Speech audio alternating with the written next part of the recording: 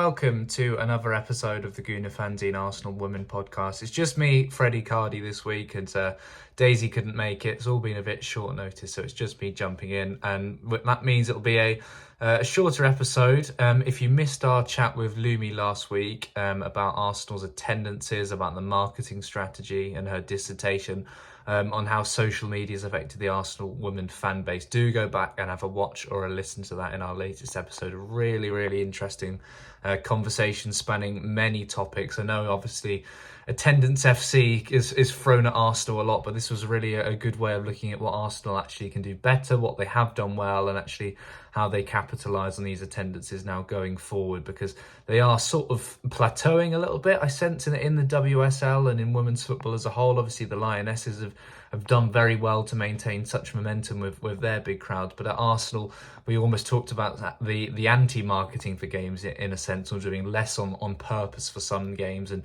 seeing what the attendance figures look like, seeing what that core sort of fan base is there. So a really interesting chat with Lumi last week. Do go and have a watch back of that. I'm going to sort of run through the international fixtures. I was at Bramall Lane on Tuesday night to see England beat Switzerland by 1-0, a very experimental side in that one, and then I'll just touch on Renee Slegers because I'm recording this on Thursday evening and she's down to take tomorrow's press conference, which we'll have the usual coverage of over on the Gunnar Fanzine website.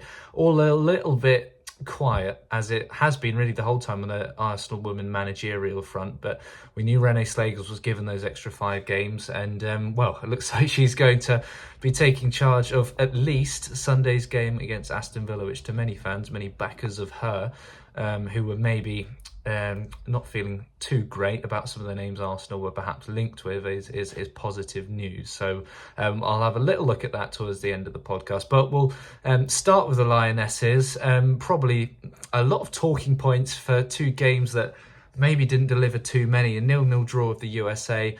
I feel like after the South Africa and the Germany games and the nature of some of the goals conceded, I think this international break was a case of maybe just taking stock a little bit and not losing, going into 2 more friendly games. It's often hard to, to balance that need or want for a result, but also, getting your tactics right, trying a few new things. And obviously Sarina Wiegman named a strong side, or what she thought was her strongest side, against the US. Leah Williamson obviously captaining England, Beth Mead and putting a real shift defensively, and then Alessia Russo up front starting in that 0-0 draw against the USA. Of course, Emily Fox came up against Mead. Always a starter now for both Arsenal and the USA, Emily Fox, which shows in what regard she's held, by Emma Hayes, of course, and Jonas Eidevall now. Renee Slegers, of course. And then a couple of days later then, I was at Bramall Lane, home of Sheffield United and the Lionesses, going in front early through Grace Clinton, who was just excellent. The Manchester United attacking midfielder, obviously on loan at Spurs last season. And it was one of those games actually where there wasn't much Arsenal involvement, because Leah Valti missed the international break for health reasons, so she was out. And obviously Noelle Maritz is another Swiss player we're familiar with now, of course, at Aston Villa. So no Arsenal involvement on the Swiss side, whereas there has been obviously in years before. And on the England side, Lotte Wubben-Moy, late call up to the squad. She didn't feature in either game, so we'll come on to her. But Mead and Russo came off the bench against Switzerland. 1-0 win in the end. Sarina Wiegman making 10 changes, a very experimental side. Some young players handed debuts, former Arsenal Academy graduate Ruby Mace, now of Leicester, who's done really well there. She was one of the 2, along with Man City's Laura Blink-Hilda Brown, to make her debut. Both of them, I thought, performed well, but certainly Clinton and the likes of Maya Letitia. But, as United players, that's about as much praise as they're going to get. So moving swiftly on, and Russo headed wide, I think, moments after coming on. She came on at half-time, and then Beth Mead playing as something of an impromptu left wing back, and Switzerland certainly found a bit of joy in behind, but obviously very much out of position for Mead, who had sort of Millie Brighton side of her, and it meant Letitia stayed very deep on the opposite side. So all a little bit experimental on Tuesday night at Bramall Lane, but a really good atmosphere and good for England to end the year with a win. Sarina Wiegman was asked after the game about Lotte Wubben-Moy and whereabouts she is in her plans. And Sarina's answer was yes, she's a little little bit further away, indeed, especially with the competition going on at centre-back. I thought today there was an urgency at the end to sub a full-back in,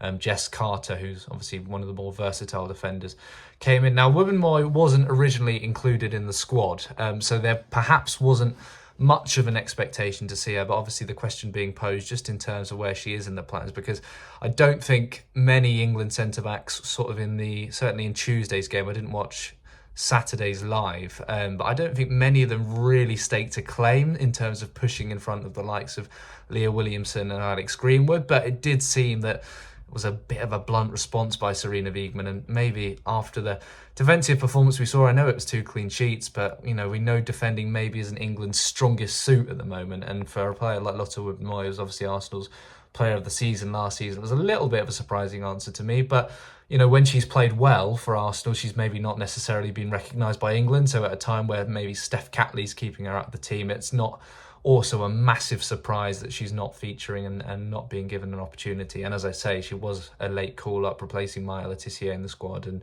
Letitia obviously playing in the end on Tuesday night, but she was out of concussion, which meant Wubben-Moy was called up after not being selected. And that initial non-selection really was something that we did understand as Arsenal fans. That's the Lionesses then, done for the year, and of course at the Euros in Switzerland. We're going to go through the teams who have also qualified.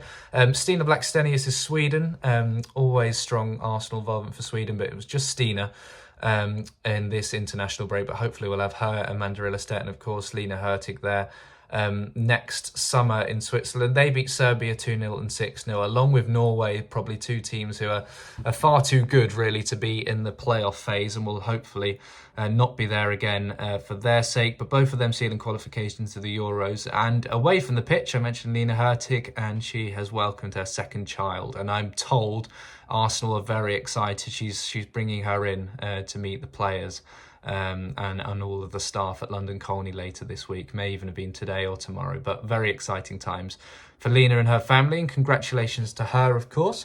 Norway, Frida Marnum involved again. There was one assist in the first leg of the Northern Ireland game that I gave it to her, but the official apps and whatever didn't seem to agree. But she did score then in the second leg. They beat Northern Ireland 4-0 and 3-0. Tough couple of nights for Northern Ireland. Norway, another team who would have just felt, why were we in the qualifiers in the first place? But they have underperformed for a few years really, and often, should be one of the favourites, in most tournaments they go to and have in recent years, but they really have underperformed both in the Euros and World Cup. So a big tournament for them next summer. Talking of underperforming, Austria will not be joining them, so no Manu Zinsberger or Laura Wienreuter. They were beaten 2-0 on aggregate by Poland, who of course have the brilliant Eva Pajor, who scored a late goal in that second leg after Laura Wienreuter was subbed on, obviously amongst a few others, to come on and try and rescue that game. Manu Zinsberger playing both games, so one goal conceded in each one, and Laura Wienreuter just a substitute late on in the second. So Austria just about missing out, as do Republic of Ireland. Heartbreak for their captain, Katie McCabe. Drew 1-1 with Wales in Cardiff. It was a really physical affair, that Friday night game. Really, really good game of football, actually, in terms of that. The home nations coming up against each other, and obviously when there's a fiery game with something to it, Katie McCabe is usually going to be front and centre, and she leaves nothing out there on the pitch. But then losing 2-1 in Dublin on Tuesday night. So massive congratulations to Wales. A huge couple of performances from them, and a bit of rethinking, I think, for Ireland. Obviously Scotland missing out too, losing to Finland, and two countries who will be having to take stock and go again, obviously, for the next major tournament, because both will feel they should have been there in Switzerland. But really, the drama of the home nations games, always exciting. A few more friendlies then. Netherlands and Spain, of course, have already booked their place to the Euros. Daphne van Domselaar, she played in the 2-1 loss to the USA in the Netherlands' second friendly. She didn't play in the 4-1 win over China on the weekend. Lisa Kopp, who I think is the Leicester keeper, she was in goal instead. And Victoria Pelova joined up in the squad. She was pictured in the squad wearing her Arsenal gear. So that was really nice to see. I'm unsure as to the level of training or what she was sort of doing there, but great to see her representing Arsenal in club colours over on international duty, joining up with the squad. Some good performances for Spain, Laia Cadena and Mariona Caldente, 2 starts for them.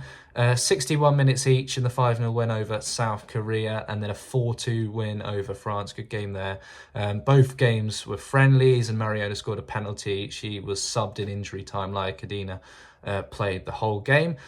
Really busy international break for Australia, but I think they sort of separated almost 2 squads. They played Brazil and then Chinese Taipei, and lost 3-1 to Brazil and then 2-1. So quite a poor international break in terms of playing that quality opposition in Brazil. Gio, the former Arsenal forward, was on the score sheet for the away side in that first game. A lovely goal from Ford, who sort of picked it up. I think Rasso dummied the ball in the penalty area in Thursday's game a week ago, and Ford just spun past her marker and then buried it into the bottom corner. It was a really, really well taken goal.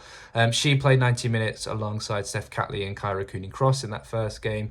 And then Caitlin Ford as well, picking up an assist in the second game, that 2-1 defeat, with Cooney-Cross playing the full game again. The only bad news was Steph Catley was withdrawn from the starting 11 due to tightness in her lower leg in the warm-up. So can only imagine that was a precaution, and I'd expect Renee Slegers will give us more information in tomorrow's press conference. So talking of Renee Slegers, it looks like she'll be taking charge. She'll be continuing on. We don't know for how long for. We will likely find out a rough idea tomorrow when she speaks to the media at, just checking the calendar, 2:30 p.m, 2:45, so yeah, just shy at 3 o'clock. Renee Slegers will be speaking to the media again. So she had those first couple of games. It was then the international break that she got through, when Arsenal, of course, were linked with Nick Cushing.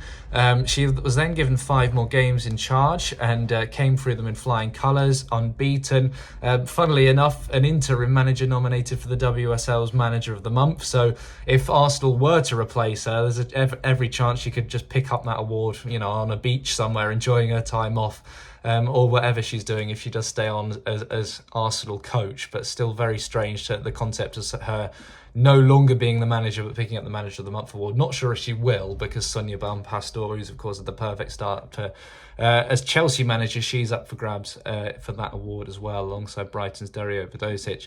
But yeah, Renee looks like she will continue taking the press conference tomorrow, which can only mean she's taking charge on Sunday against Aston Villa, and very, very quiet on the managerial front. Obviously, Nick Cushing was the main contender. He said he remained loyal to the City Football Group and that he hadn't heard from Arsenal. A few weeks later, he then parted company of New York City after they were knocked out of the MLS playoffs. Now, the MLS really isn't my remit, but off the top of my head, I think they lost to New York Red Bulls in the playoff stage, and the fans, I think, were glad to see the back of him in the end. Of course, managed Manchester City women before, but has been involved in men's football for the last few years predominantly. So not loads of interest, I think, detected from the Arsenal fan base towards him, and we haven't really heard many other names. So all quiet there. Renee to continue, and Aston Villa can cause us problems. I think we've certainly seen that time and time again. We had to win late with those, I think it was Russo and McCabe. Russo with the winner after McCabe's equaliser against them at the Emirates last season. We didn't play particularly well against at Villa Park off the top of my memory. I remember Lotta Wooden-Moy and I think Stina Blackstenius scoring there when we'd had a really poor first half. And the season before last, they beat us, I think, 2-0 on the final day when we had all those injury problems. So Villa, not an easy opponent. Only 6 points so far. 1 win and the 3 draws. But I think they're a better side than their league form suggests. I covered them at Villa Park against Leicester a couple of months ago, and that was a game that was sort of emblematic of their season when they dominated Leicester, created plenty of chances. Anna Patton missed a sitter late on. I think Janina Leitzig pulled off a great save. Villa were held to a 0-0 draw. They held United to a 0-0 draw, where they were largely the better side. So I think we can expect a really stern challenge from them on Sunday. And as I say, I think their league position, I struggle to see them finishing 8th. I think there is more to come from them this season. And of course, a host of former Arsenal players. I mentioned Anna Patton there, but of course Jordan Nobbs needs no introduction. Noel Maritz as well, and Daphne Van Domselaar going the other way in the summer. summer and could play against their former club. And the lady who replaced her in goal, Sabrina D'Angelo.